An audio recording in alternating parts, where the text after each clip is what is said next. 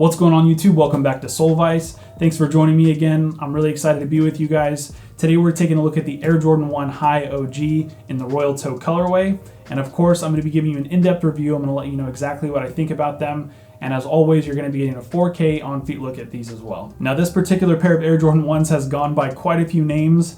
I think when they first came out as a rumored pair, it was just Game Royal 1s, which was confusing because we already have a pair of Game Royal 1s. And then it was Royal Toe or Game Royal 2.0, so kind of confusing as far as the naming convention goes.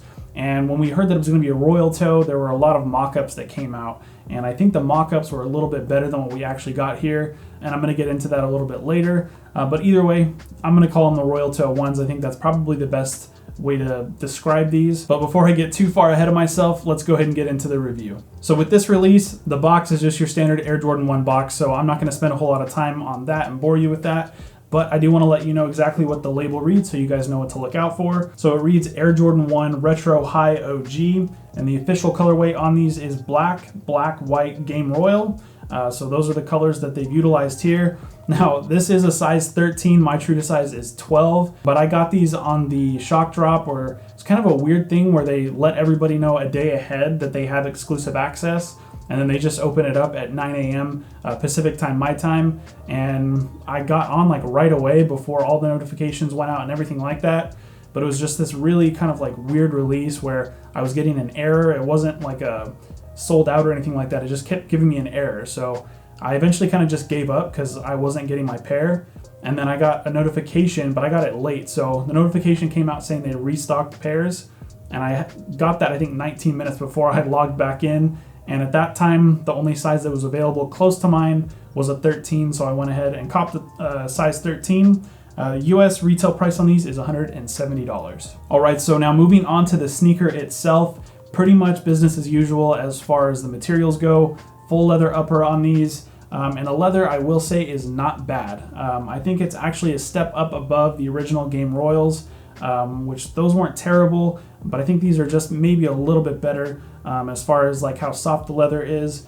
So I do appreciate that they went at least with some decent materials on these. Now, in my opinion, the biggest thing to talk about with these is going to be the color blocking. It's kind of like what we actually ended up getting versus what we wish we had, what we could have had. So as I mentioned earlier, the mock-ups, when we first heard about them being called the Royal Toe 1s, they were modeled after a shattered backboard color blocking or bread toe color blocking.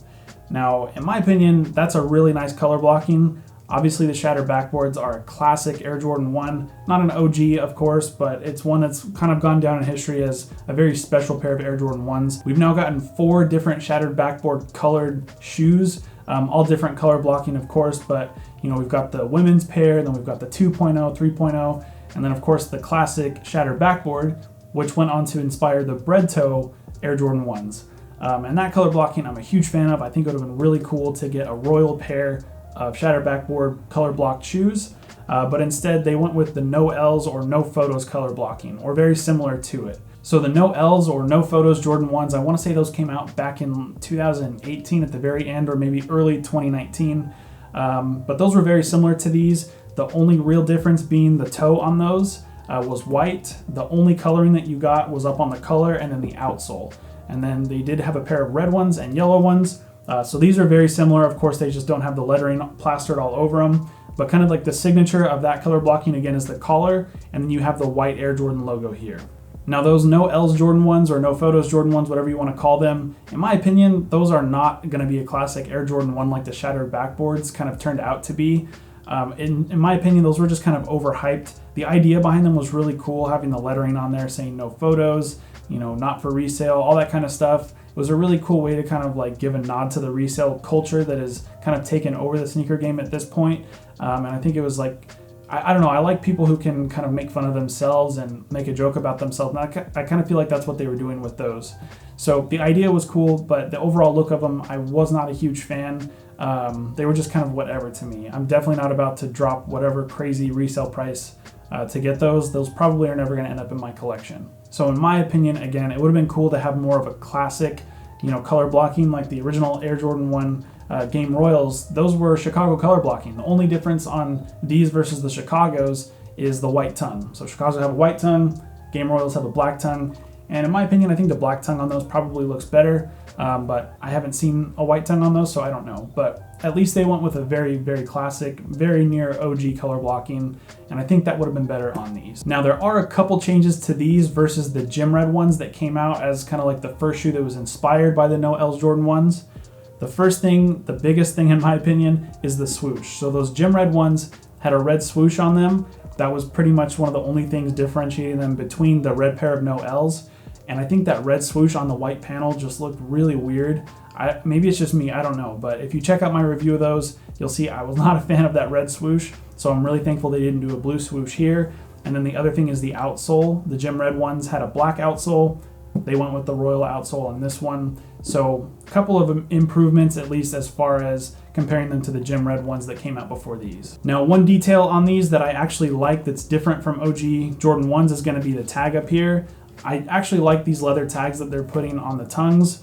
It's kind of like one of those details that I wish OG Jordan 1s had. So OG colorways when they came out had the leather tag. Now, since they didn't, I kind of think that they should keep OG colorways with the fabric tag.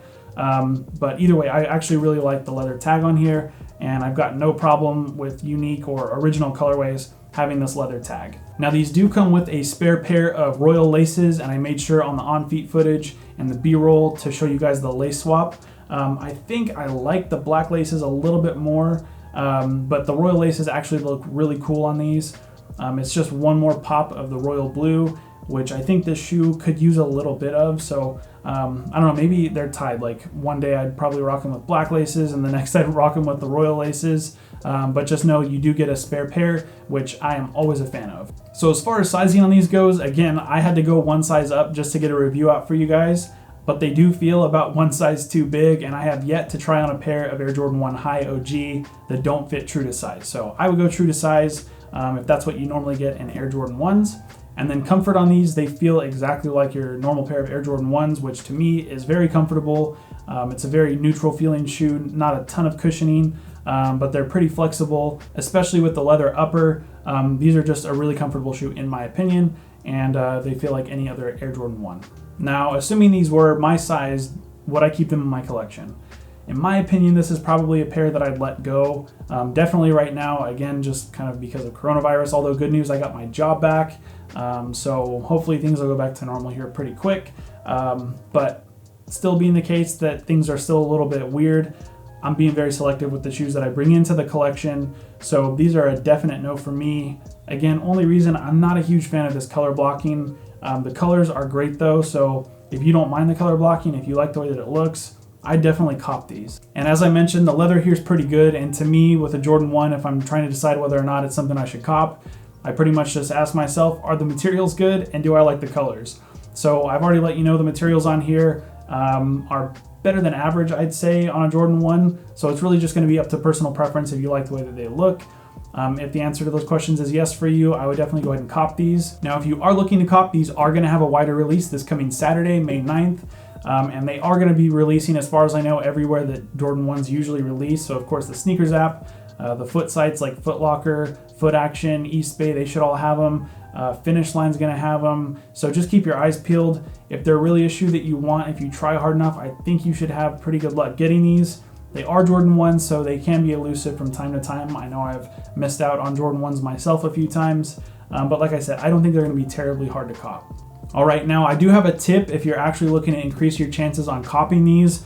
If you guys want to increase your luck, really easy. All you have to do, there's a button right down below the video that says subscribe. Go ahead and click that and make sure that you hit the notification bell. That way you're notified when I post new videos. Hit the thumbs up if you're a fan of Jordan 1s. And then in the comments, I'm curious how many of you guys tried for the Fire Red 5s that just released. And if you tried for them, did you come out lucky with a W, or were you one of the unfortunate few who took the L on the Fire Red 5s? All right, everybody, stay safe out there. I will catch you guys in the next review, which will be the Air Jordan 5 Fire Red. Later.